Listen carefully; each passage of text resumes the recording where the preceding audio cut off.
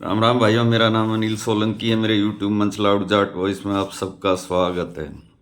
दोस्तों, अब हरियाणा में कभी भी जाट मुख्यमंत्री नहीं बनेगा, ऐसा मानना है कुछ लोगों का। वो मेरे हर वीडियो में आकर ऐसे कमेंट करते हैं कि अब भूल जाओ, अगले 30-40 साल सपने भी मत लो कि हरियाणा में अब कभी तुम्हारा मुख्यमंत्री बनेगा।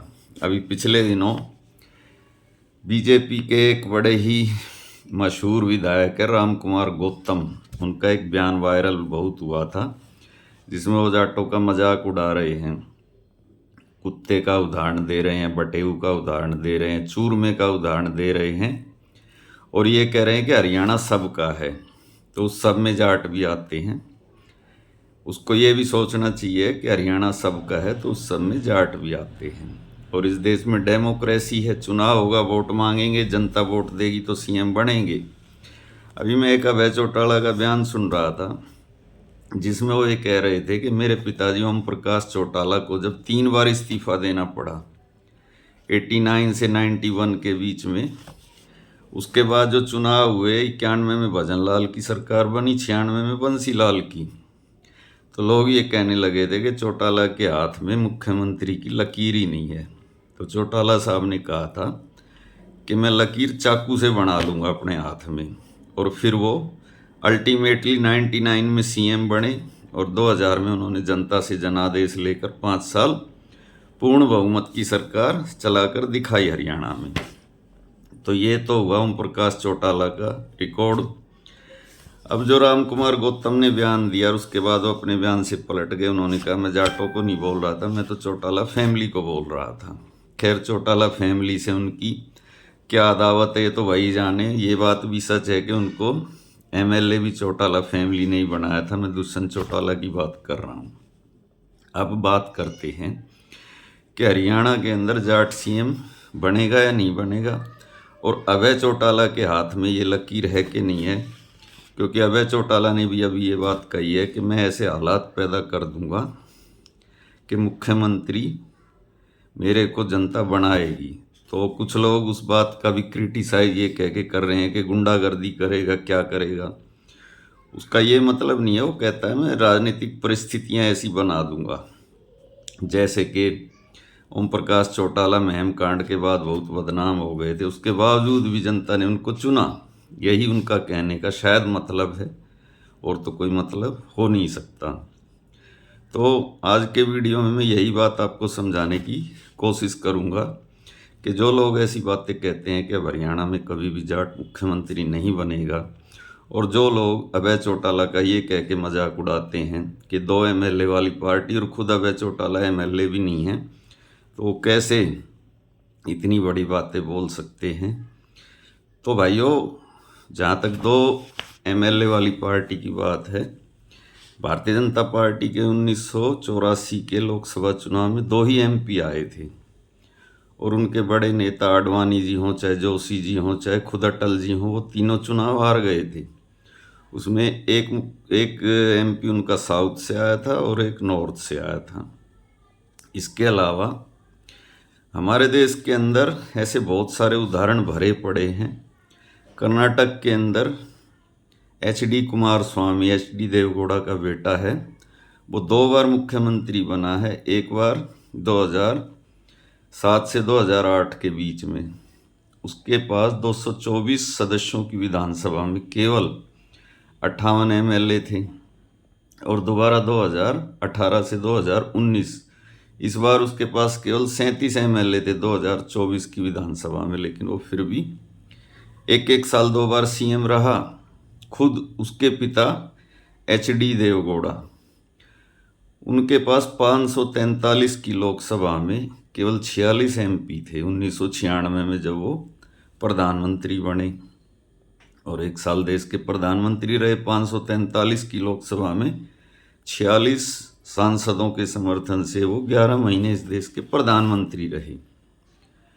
तो जब एचडी देवगौड़ा 46 सांसदों से प्रधानमंत्री बन सकता है, उसका बेटा 37 विधायकों से मुख्यमंत्री बन सकता है, और 1 एमएलए वाला मधु कोड़ा झारखंड का सीएम बन सकता है, और 10 एमएलए वाला दुष्यंत चौटाला हरियाणा का डिप्टी सीएम बन सकता है। तो अगर जाट मतदाता अभय चौटाला को सारे मिलके वोट दें तो कौन अभय चौटाला को मुख्यमंत्री बनने से कौन रोक सकता है? आप कल्पना कीजिए, पिछली विधानसभा जो थी बिहार की, उसमें नीतीश कुमार के पास 43 एमएलए थे, केवल 43, और नीतीश कुमार ने बीजेपी के साथ सरकार बनाई, फिर लालू की पार्टी के साथ सरकार बनाई और फिर बीजेपी के साथ सरकार बनाई। एक ही विधानसभा में 3 बार मुख्यमंत्री पद की शपथ ली। और बीजेपी और राष्ट्रीय जनता दल दोनों के पास 70-80 के आसपास विधायक थे। न उनकी सरकार बन रही न उनकी बन रही बगैर नीतीश के, और नीतीश इधर भी जाके सीएम बन रहा उधर भी सीएम बन रहा। तो हरियाणा के अंदर मैं आपको 45 सीटें ऐसी गिनवाऊंगा अभी इसी वीडियो में, जिसमें जाटों की जनसंख्या अबाउ 50% है। यानी वो केवल एक जगह वोट डाल देना तो उनके उम्मीदवार को जीतने से कोई रोक नहीं सकता। ये कन्फ्यूज़न क्यों पैदा हो रहा है? क्यों बार बार लोग मुंह चिढ़ा रहे हैं कि बना के दिखाओ अपना सीएम? क्योंकि आप लोग कन्फ्यूज़ खुद ही हो। वोट आपके बट रहे हैं, कई जगह जा रहे हैं। सबसे ज़्यादा कांग्रेस में जा रहे हैं, फिर उसके बाद निर्दलियों को आप वोट देते हो उम्मीदवार देख के। तीसरे नंबर पर आईएनएलडी और फिर बीजेपी में आपके वोट जाते हैं। कुछ और भी जगह जाते होंगे आम आदमी पार्टी में। तो आपका वोट यूनाइटेड और कंसोलिडेटेड नहीं है, इसलिए ये परिस्थितियां बनी हुई हैं। तो जब 10 सीट आने से दुष्यंत चौटाला को भारतीय जनता पार्टी हाथ जोड़कर सीएम बनाती है, 11-11 विभाग उसको देती है, जबकि सरकार तो उनकी बगैर दुष्यंत के भी बन रही थी, निर्दलियों का समर्थन था, लेकिन सरकार को मजबूती के लिए उन्होंने दुष्यंत को डिप्टी सीएम बनाया था।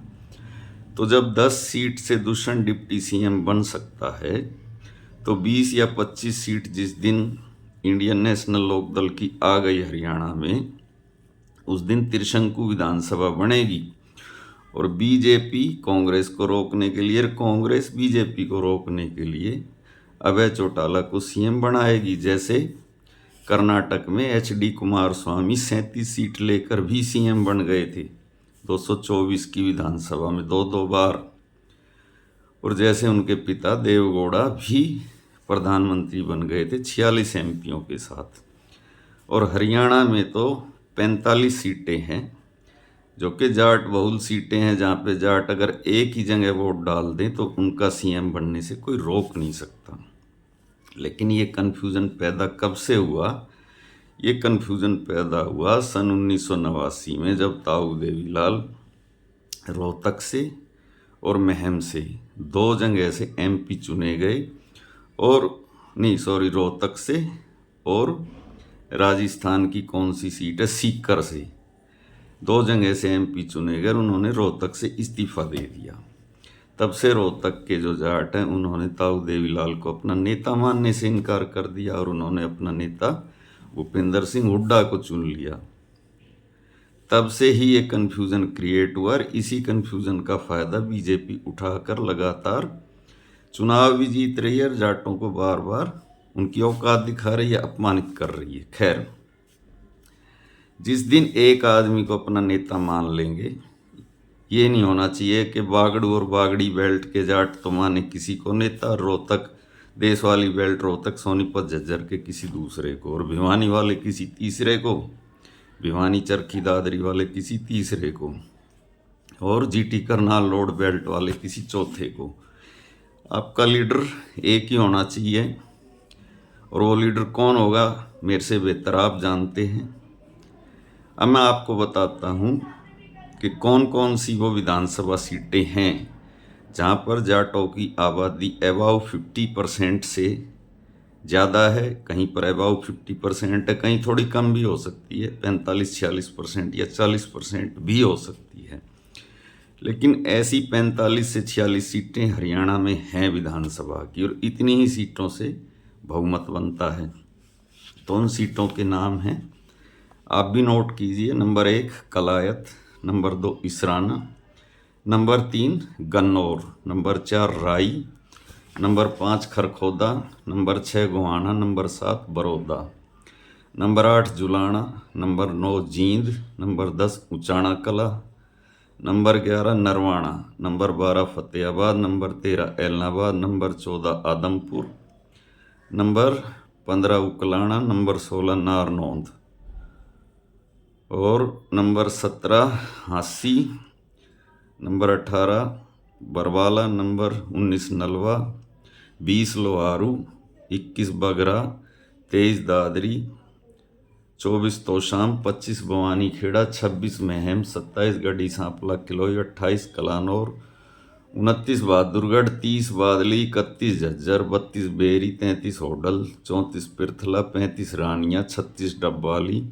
37 टोहाना, 38 लाडवा, 39 कलायत, 40 असंध, 41 पानीपत ग्रामीण, 42 बाढ़ड़ा, 43 हथीन, 44 गुड़गांव और 45 बादशाहपुर।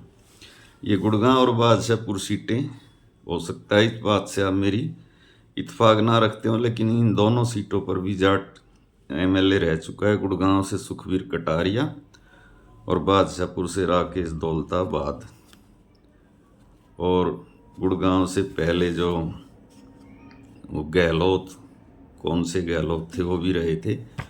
तो भाइयों, ये आज के वीडियो में मैंने आपको जानकारी दी। जानकारी आपको कैसी लगी कमेंट करके बताना। अच्छी लगी तो अपने ग्रुप में शेयर करना, लाइक करना, कमेंट करना। जो भाई अभी अभी चैनल से जुड़े हैं वो चैनल को सब्सक्राइब करना। मिलते हैं अगले वीडियो में। आप सबका दिन शुभ हो। जो भाई मेरी आर्थिक मदद करना चाहते हैं वो इस स्कैनर को, इस QR कोड को स्कैन करके और जैसी आपकी इच्छा हो वो मेरे को आर्थिक मदद कर सकते हैं, क्योंकि आपकी आर्थिक मदद से हमको बहुत मजबूती मिलती है। आपका दिन शुभ हो। मिलते हैं अगले वीडियो में। धन्यवाद भाई।